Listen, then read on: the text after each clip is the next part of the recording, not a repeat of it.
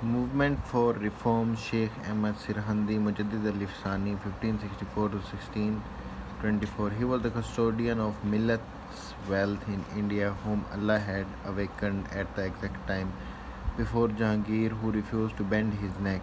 Passion of noblesse is due to the worn soul of him. Early life. Ahmad al-Faruqi al-Sirandi, also known as Imam Rabbani, was an Indian scholar, Hanafi jurist, and member of the Narshbandi Sufi order. Sheikh Ahmad Sirandi, popularly known as Mujadid al-Sani, the reformer of the second millennium, was born on June 26, 1564, 1971 AD in Sirhind, a city of East Punjab. It is that of the territory of Sirhind was a dense forest abound with lions so named as Sher-e-Hind, which vernacularly changed to Sirhind. This great reformer used all his energies to purge Islam. Sheikh received his early education at home. He learned the Holy Quran by heart at an early age.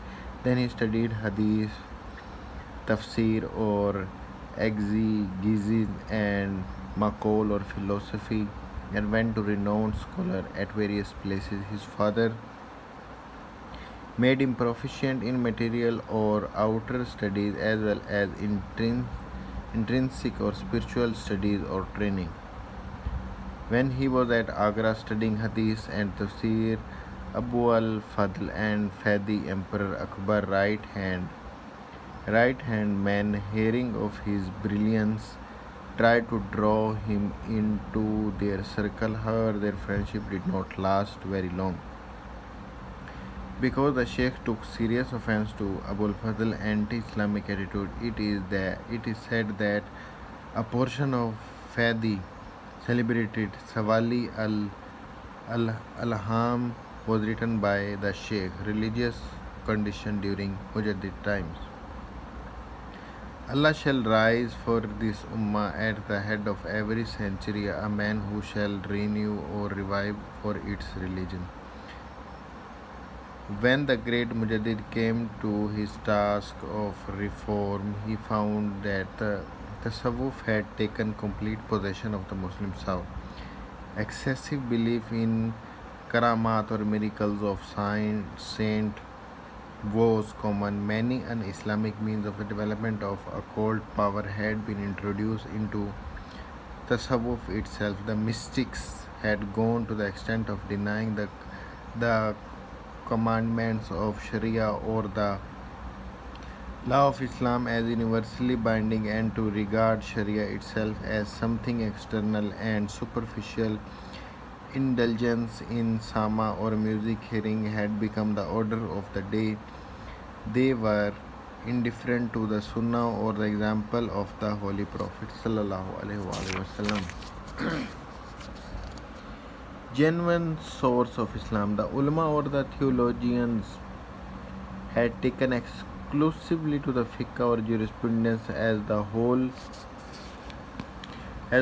of religious learning. They had ceased to refer to the Holy Quran and Hadith, the genuine sources of Islam. Consequently, on the juristic view of Islam was alive, the spirit of Islam was on the brink of dying. Many theologians were busy in the hair-splitting discussion of the paltry problems of fiqh.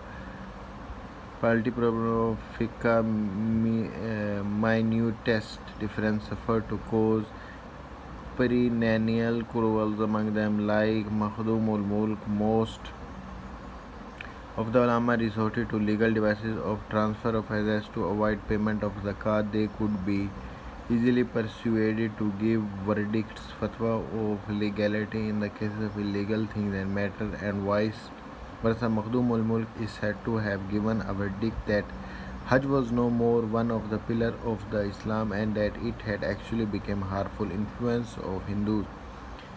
The Emperor Akbar quelled the revolt of some of the Muslim rulers of principalities situated away from the capital with the help of Hindu Rajas. These Rajas started asserting themselves even in the affair of the country. Akbar Deen Ilahi. Akbar had liberal policy in religion. He made matrimonial alliance with Hindus.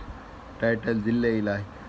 Akbar planned to establish a new religion headed by him so that harmony may be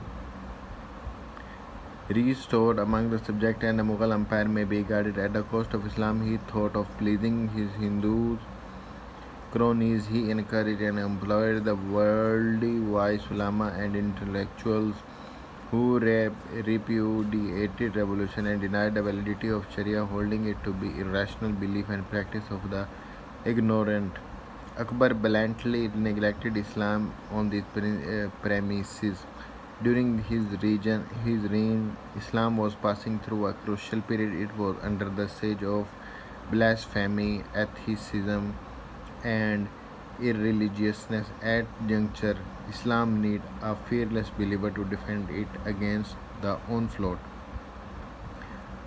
Thus the time cried for the appearance of a great reform. Sheikh Ahmad was a spiritual man, and the age of 40 in the year 1011 AH he felt the call. He had the inspiration that he was the receiver of the second millennium of the Islamic era. The task before him was stupendous. Professor Dr. Hafiz Muhammad Sajjad says that Din Ilahi was a mixture of various religions which recognized no God, no prophet, and the emperor was its chief exponent. Akbar was actually influenced by the Bhakti movement that had started during the Sultanate period. Many Sufis condemned his religious innovation, but the man who took it upon himself to revive Islam was Sheikh Ahmad Sirhandi. He had to contend against ulama of all shades and opinion. He had to challenge the mighty emperor who had set up a new religion with inexhaustible material, intellectual, demographical, and other resources totally inimical to Islam. He had to re-establish the authority of the Holy Quran and Sunnah and reduce fiqh or jurisprudence to its proper place. He had to contend against the mystic pantheistic theory of Wahdatul Wujud of Ibn al-Arabi that was incontestably established throughout the Islamic world and holding complete sway over the mystics in India. He had in the process to bring out the basic difference between a prophet, Nabi, and a saint, Wali.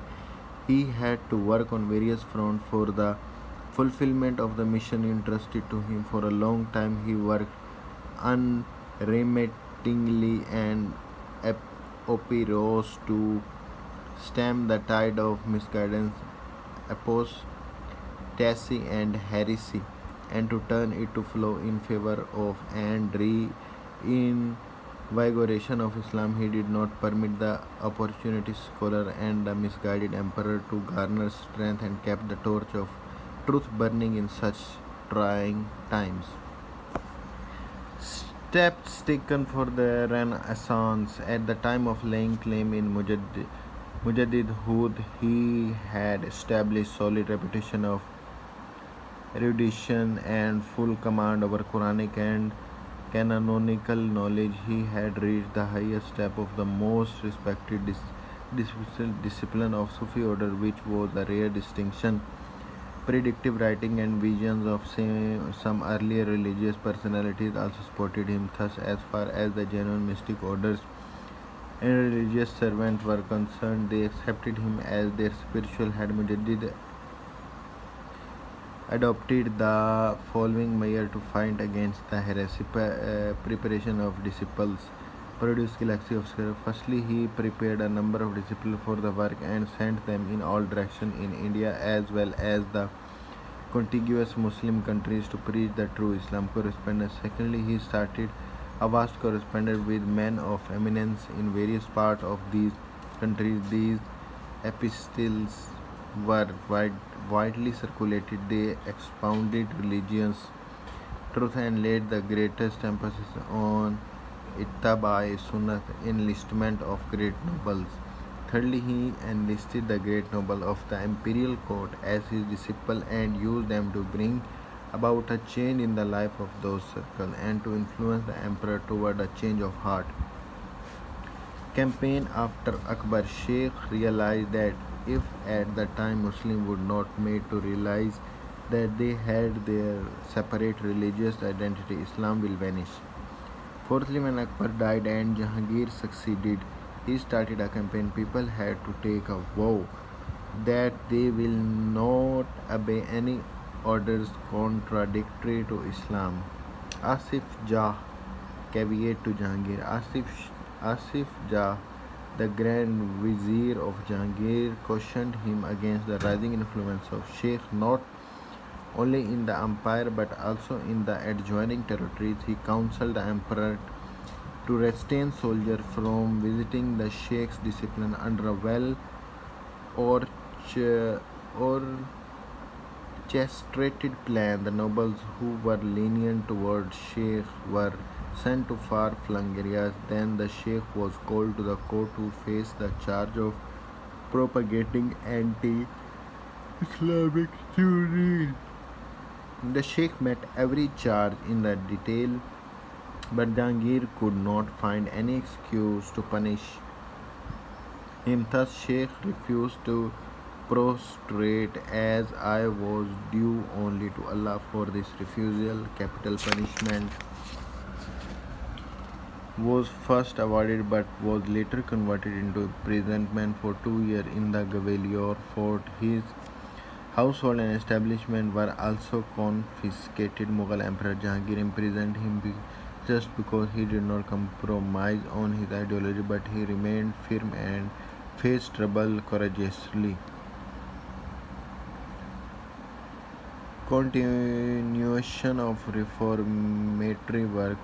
First founder of the two-nation theory of Pakistan, he continued his reformatory work within the fort. As a result, many flagitious criminals as well as the Hindus there converted to Islam. The dispersed governor revolted and offered their thrones to the Sheikh, who wrote back by telling them three things: that his mission was entirely different, that their action was an obstacle in its way, and that they should submit to Emperor. Dr. Abdul Hamid Abbasi explained this point of view of Mujadid in the following words: Mujadid alif sani never wanted to topple the government and also tried to teach the ruler and message about the message of virtue and goodness.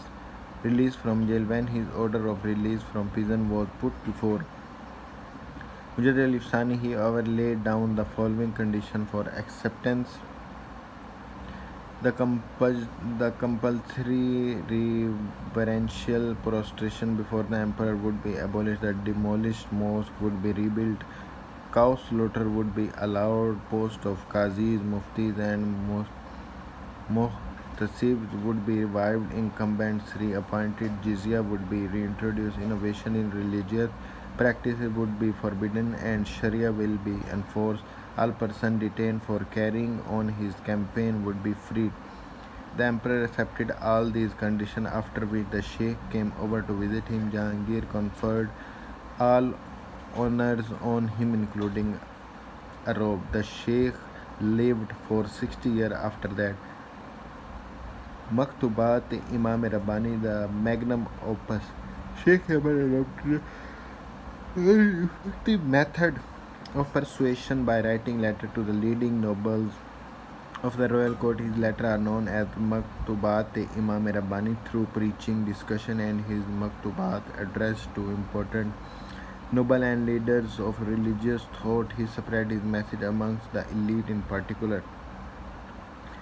Letters and messages were sent to him exhorting to serve the cause of Islam. He also requested the scholar to show the right path to the people and the king. He asked the saints to give up their un-Islamic practices and belief. Sirhandi forbade and saved Muslim ruler to completely fall or absorb in Hinduism.